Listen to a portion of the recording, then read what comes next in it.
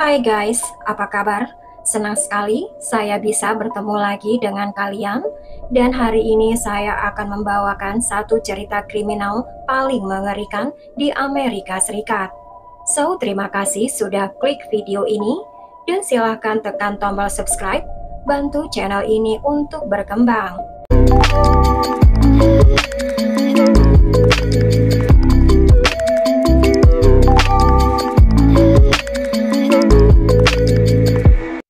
Caroline Bainton lahir tanggal 30 Mei 1993 di kota Plainsboro, New Jersey.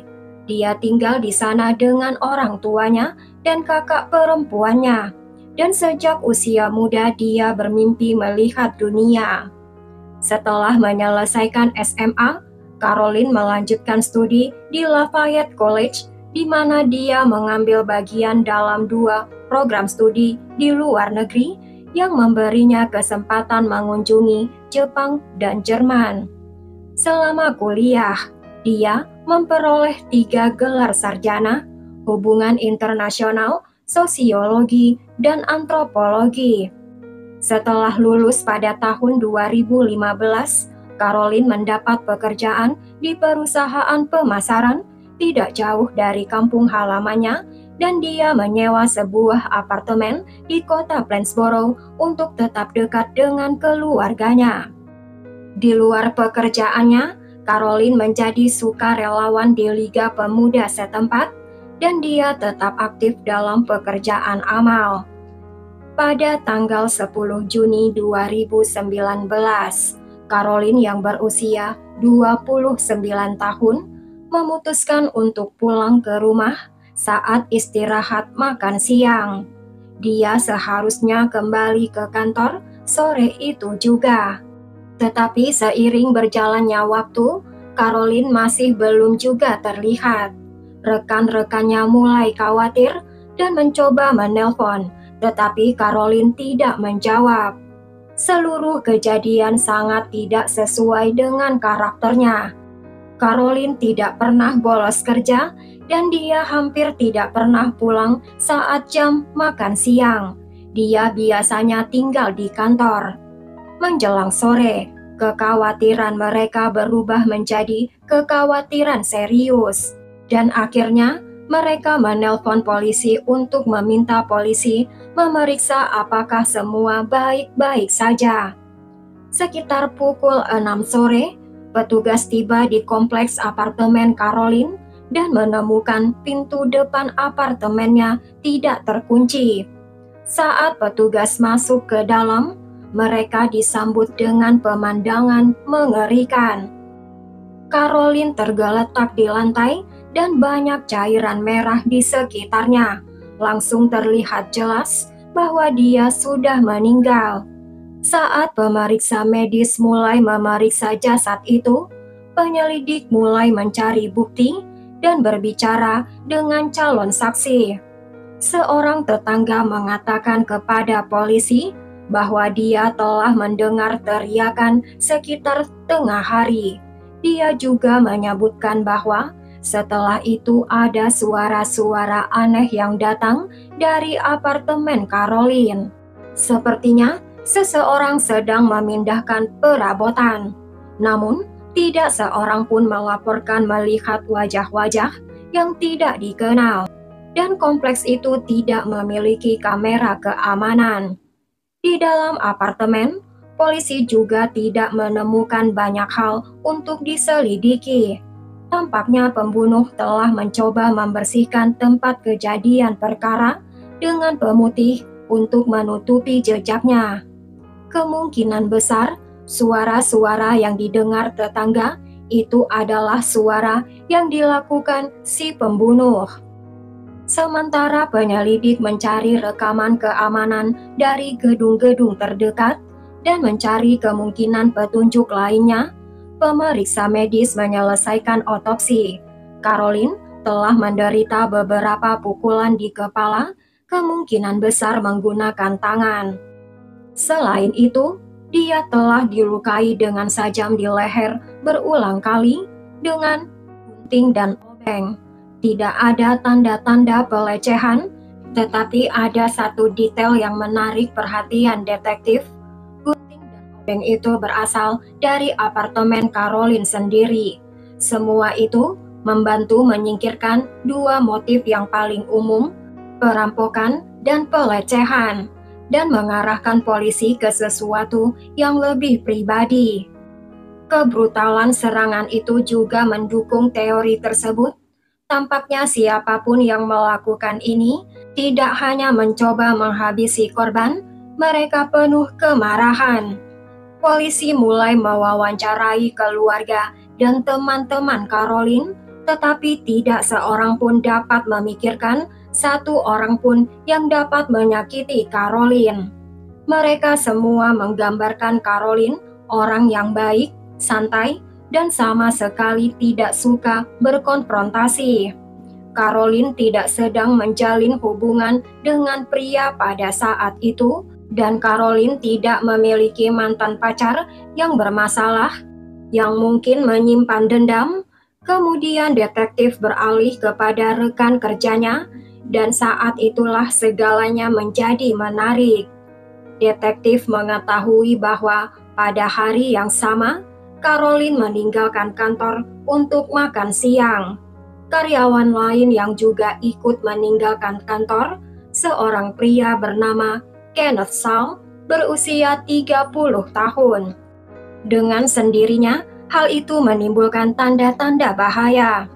Tetapi yang menarik perhatian detektif adalah bahwa Kenneth Saul tidak kembali bekerja sampai sore hari. Manajer mereka mengatakan pada polisi bahwa Kenneth menelpon untuk memberitahu bahwa dia mengalami masalah mobil dan perlu mampir ke bengkel. Namun kemudian, manajer itu memeriksa dan mengetahui bahwa Kenneth sebenarnya tidak benar-benar pergi ke tempat yang dia sebutkan. Rekan kerja lainnya juga menyadari beberapa hal aneh juga. Ketika Kenneth kembali ke kantor, dia tampak gugup dan dia memiliki goresan di tangannya. Pada satu titik selama percakapan santai, Kenneth bahkan bertanya, apakah polisi bisa menangkap seseorang hanya berdasarkan bukti tidak langsung. Polisi tentu saja penasaran dengan apa yang mereka dengar dan memutuskan untuk menyelidiki Kenneth lebih dekat. Dia bekerja sebagai akuntan, dia menikah, dan baru saja menjadi ayah. Putrinya baru saja lahir setahun sebelumnya. Kenneth tidak memiliki catatan kriminal, dan sekilas dia tidak tampak seperti seseorang yang cocok dengan profil seorang pembunuh. Meski begitu, detektif tidak dapat mengabaikan semua tanda bahaya dan tetap berbicara dengan Kenneth. Kenneth mengulangi cerita yang sama yang dia ceritakan kepada bosnya, bahwa dia meninggalkan kantor saat jam makan siang untuk memperbaiki mobilnya di bengkel. Namun saat detektif menanyakan tanda terima bengkel atau bukti apapun, Kenneth tidak dapat memberikan apapun. Kemudian Kenneth mengubah ceritanya. Dia mengaku dia tidak pergi ke bengkel sama sekali. Sebaliknya, dia mengatakan akan memperbaiki mobilnya sendiri di taman terdekat. Perubahan dalam cerita ini tidak diterima baik oleh penyelidik. Pertama-tama, fakta dia mengubah pengakuannya menimbulkan kecurigaan, dan yang lebih penting, Kenneth adalah seorang akuntan, bukan tipe orang yang kamu harapkan bisa menangani perbaikan mobilnya secara serius sendirian, alih-alih pergi ke mekanik. Dan polisi belum memiliki cukup bukti untuk menangkap Kenneth. Namun, beberapa waktu kemudian, polisi menemukan sesuatu yang menarik. Sembari meninjau rekaman pengawasan dari gedung terdekat, polisi juga menarik rekaman kamera dashboard mobil dari mobil patroli polisi yang melewati daerah tersebut di sore hari. Dalam rekaman itu, mereka melihat mobil Kenneth, dan itu sepenuhnya bertentangan dengan cerita Kenneth. Kompleks apartemen Caroline terletak di kota lain sekitar 9 kilometer dari kantor. Kenneth mengaku sedang memperbaiki mobilnya di taman dekat tempat kerjanya. Tetapi rekaman kamera dashboard itu dengan jelas menunjukkan dia berada di dekat rumah Caroline. Meskipun ini masih dianggap bukti tidak langsung, hal ini memperkuat kasus terhadap Kenneth. Alasan lain mencurigai Kenneth datang dari autopsi. Pemeriksa medis menemukan bekas kulit di bawah kuku jari Caroline yang menunjukkan Caroline mencakar penyerangnya selama pergumulan, dan Kenneth kebetulan memiliki goresan baru di tangannya yang tidak dapat dijelaskan. Satu-satunya masalah adalah bahwa bahan biologis yang dipulihkan tidak akan cukup membuat profil DNA lengkap. Meski mengalami kemunduran, polisi mengumpulkan sampel DNA dari Kenneth dan mengirimkannya ke laboratorium. Hasilnya kembali tidak meyakinkan. Ahli belum bisa secara pasti mencocokkan DNA yang ditemukan di bawah kuku Caroline adalah milik Kenneth. Tetapi mereka tidak bisa mengesampingkan Kenneth juga. Itu tidak cukup untuk membuktikan apapun, tetapi cukup untuk membuat Kenneth tetap menjadi pusat perhatian polisi. Pada titik ini, detektif hampir yakin Kenneth bertanggung jawab. Selama beberapa minggu berikutnya, detektif tetap mencari lebih banyak bukti, tetapi tidak ada bukti baru ditemukan. Akhirnya, mereka berkonsultasi kepada jaksa wilayah dan bersama-sama mereka memutuskan bahwa semua bukti tidak langsung mungkin cukup untuk dibawa ke pengadilan. Jadi 2 bulan setelah pembunuhan Caroline, polisi menangkap dan memenjarakan Kenneth sambil menunggu persidangan. Dan saat itulah kasusnya berubah ke arah yang tidak terduga. Saat detektif terus mengembangkan kasus mereka menerima surat dari penjara yang tidak lain adalah teman satu sel Kenneth. Dan apa yang dia katakan mengejutkan semua orang yang menangani kasus ini. Menurut narapidana itu, Kenneth telah menawarinya uang $15.000 untuk melakukan pembunuhan setelah dia keluar dari penjara. Dari rencananya sangat spesifik, korbannya adalah seorang wanita acak berusia antara 25 dan 30 tahun. Dan senjatanya adalah harus obeng dan gunting. Kenneth bahkan menyuruh narapidana itu untuk melukainya dengan alat-alat tersebut di bagian lehernya dan membersihkan tempat kejadian dengan pemutih sesudahnya.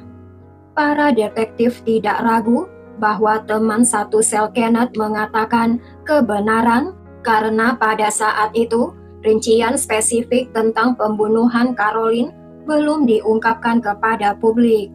Hanya si pembunuh yang tahu persis senjata apa yang digunakan untuk menyerang korban dan bagaimana tempat kejadian perkara dibersihkan. Tampaknya rencana Kenneth adalah membuat seolah-olah ada pembunuh berantai yang mengincar wanita muda dan cara yang sama seperti Caroline dihabisi. Dan karena Kenneth sudah ada di balik jeruji besi ketika serangan kedua terjadi, Kenneth berpikir polisi akan berhenti mencurigai Kenneth. Tapi itu belum semuanya. Kenneth juga menyampaikan rencana kedua kepada teman satu selnya yang bahkan lebih aneh daripada yang pertama. Kenneth mengatakan teman satu selnya bisa saja menghabisi detektif utama dalam kasus Kenneth atau salah satu orang yang telah diwawancarai polisi selama penyelidikan kasus Caroline. Jika dia memilih pilihan kedua, Kenneth menyuruhnya untuk merekayasa kejadian tersebut agar terlihat seolah-olah orang tersebut telah melakukannya sendiri, yaitu menghabisi dirinya sendiri, dan meninggalkan catatan di jasadnya yang mengakui pembunuhan Caroline. Harapan Kenneth adalah bahwa polisi akan percaya bahwa orang yang dihabisi itu telah menghabisi Caroline dan mencabut tuduhan terhadap Kenneth serta membiarkan Kenneth bebas. Mengenai gagasannya untuk menghabisi detektif itu, tidak sepenuhnya jelas apa yang diharapkan Kenneth akan terjadi. Tetapi tampaknya dia mengira bahwa tanpa adanya penyelidik utama, seluruh kasus ini akan berantakan. Selain itu, Kenneth bahkan memberikan kiat kepada teman satu selnya agar tidak tertangkap setelah pembunuhan, sembari mengabaikan fakta bahwa Kenneth sendiri telah ditangkap segera setelah dia melakukan pembunuhan.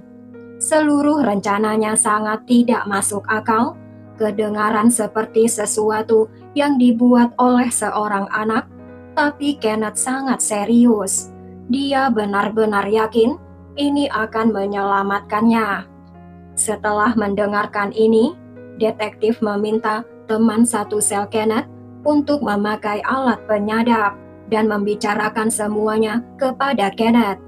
Dia setuju dan tidak butuh waktu lama bagi para detektif untuk merekam Kenneth yang dengan santai berbicara tentang mengatur beberapa pembunuhan. Pada hari yang sama, staf penjara menggeledah sel penjara Kenneth dan menemukan beberapa catatan dan tulisan tangan yang mengakui pembunuhan Caroline. Idenya adalah untuk menanamnya di samping jasad siapapun yang akan dibunuh oleh teman satu selnya, persis seperti yang direncanakan Kenneth. Kenneth menulis catatan itu sendiri, berpikir tidak seorang pun akan repot-repot membandingkan tulisan tangannya. Dengan ini, Kenneth tidak hanya memberi penyelidik lebih banyak bukti yang mengaitkan Kenneth dengan pembunuhan Caroline, tetapi Kenneth juga mendapatkan tuduhan tambahan untuk konspirasi untuk melakukan pembunuhan. Namun, meski telah mengumpulkan bukti, detektif masih belum memiliki petunjuk mengapa Kenneth menghabisi Caroline. Namun akhirnya detektif mendapatkan jawaban. Kenneth tetap di penjara selama beberapa tahun dan pada bulan November 2022, 3 tahun sejak dia ditangkap, jaksa memutuskan untuk memberi Kenneth kesepakatan. Meski banyak sekali bukti tidak langsung, detektif masih belum memiliki kecocokan DNA yang pasti, sidik jari, atau bukti fisik kuat apapun yang mengaitkan Kenneth dengan tempat kejadian perkara yang membuat persidangan mendatang penuh resiko. Jadi detektif memutuskan untuk menawarkan Kenneth sebuah kesepakatan sebagai imbalan adalah pengurangan hukuman. Kenneth harus mengakui pembunuhan dan Kenneth setuju. Kenneth mengatakan pada penyelidik bahwa dia mulai bekerja di perusahaan itu pada tahun 2016, 3 tahun sebelum pembunuhan. Di sanalah dia bertemu Caroline, dan seiring berjalannya waktu, Kenneth mulai mengembangkan perasaan romantis kepada Caroline meskipun Kenneth sudah menikah. Tetapi Caroline tidak tertarik, dan Caroline menjelaskannya dengan sangat jelas. Tetap saja Kenneth tidak bisa menerima hal itu. Kenneth terus menyimpan perasaan itu untuk dirinya sendiri, namun perlahan Kenneth menjadi terobsesi. Kenneth tidak pernah mengganggu Caroline atau membuat tindakan terang-terangan. Bagi kebanyakan orang, Kenneth sepertinya membiarkannya begitu saja. Namun di balik layar, obsesinya kepada Caroline semakin kuat dari hari ke hari. Dan ketertarikan diam-diam itu akhirnya menjadi penguntitan besar-besaran. Dan suatu saat Kenneth mengambil kunci rumah Caroline dan membuat duplikatnya tanpa sepengetahuan Caroline. Sejak saat itu, Kenneth mulai masuk ke apartemen Caroline kapanpun Caroline tidak ada di rumah, biasanya selama jam istirahat makan siang. Akhirnya Kenneth bertindak lebih jauh dan memasang kamera tersembunyi di kamar Caroline hingga Kenneth bisa mengawasi Caroline dan Caroline tidak tahu. Selama beberapa bulan berikutnya, Kenneth terus kembali ke apartemen Caroline untuk memeriksa kamera tersembunyi dan pada tanggal 10 Juni, dia kembali lagi saat istirahat makan siang. Yang tidak Kenneth sadari adalah bahwa Caroline juga telah memutuskan untuk pulang hari itu. Dan karena Caroline meninggalkan kantornya lebih awal, Kenneth tidak tahu. Kenneth terbiasa melihat Caroline menghabiskan jam istirahat makan siang di tempat kerja, jadi kepulangan Caroline benar-benar mengejutkan Kenneth. Menurut pengakuan Kenneth, dia sedang berada di dalam apartemen Caroline ketika tiba-tiba dia mendengar suara kunci diputar. Kenneth segera bersembunyi tak terlihat di balik pintu. Ketika Caroline masuk, Kenneth menyadari dia tidak punya tempat untuk lari. Tahu Caroline akan melihatnya, Kenneth menyerang Caroline, membantingnya ke lantai, dan memukul kepalanya beberapa kali. Lalu Kenneth mengambil gunting dan obeng dari barang-barang Caroline dan mulai melukai Caroline di bagian atas tubuhnya. Saat Caroline meninggal, Kenneth berusaha membersihkan tempat kejadian dengan pemutih, tetapi terlalu banyak cairan merah untuk dihilangkan. Jadi, dia mengambil semua kamera tersembunyi, meninggalkan apartemen, dan kemudian kembali ke kantor seolah-olah tidak terjadi sesuatu.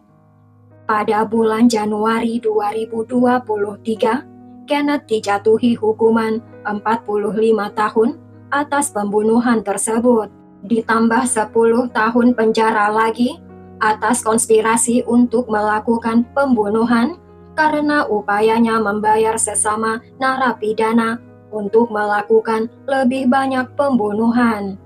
Sebelum dijatuhi hukuman, Kenneth memberi pidato terakhir di pengadilan. Kenneth mengungkapkan rasa penyesalan dan rasa sakit yang dia sebabkan kepada keluarga Caroline. Kenneth juga meminta maaf kepada keluarganya sendiri yang hadir di ruang sidang. Istri Kenneth sama sekali tidak mengetahui apa yang Kenneth lakukan di belakangnya dan dia mengajukan gugatan cerai tidak lama kemudian setelah penangkapan Kenneth. Kenneth mencoba mengajukan banding atas hukumannya, meskipun dia mengaku menyesal segera setelah hukumannya dijatuhkan. Kenneth berpendapat beberapa bukti diperoleh dengan melanggar hak konstitusionalnya dan tidak seharusnya dimasukkan di dalam kasus tersebut.